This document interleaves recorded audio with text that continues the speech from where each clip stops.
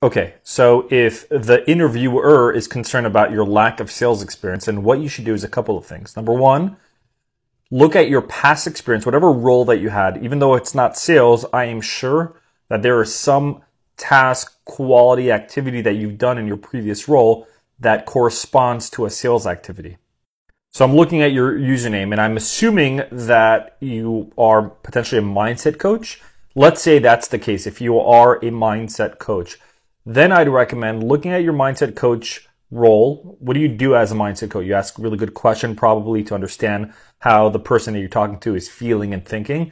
That is a very much a sales activity, specifically corresponding to sales discovery, to understand what the prospect is thinking, feeling, etc.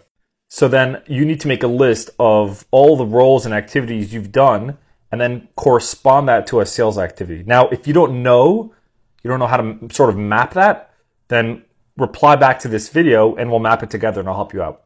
And then another thing that I mentioned, I mentioned in a previous video that if you don't have tech sales experience or sales experience and you're applying for a sales role, there are companies, specifically startups, that are open and willing to hire non-sales experienced people. It should be one of the pinned videos on top that you can find on my TikTok. And then the other thing that you're doing is you're in an SDR bootcamp.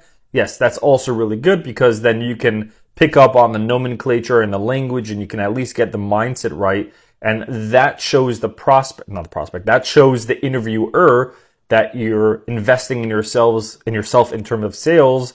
And that may be a really good indicator to hire someone like you because you're open to coaching and you're doing what you need to be doing in order to get the job in sales.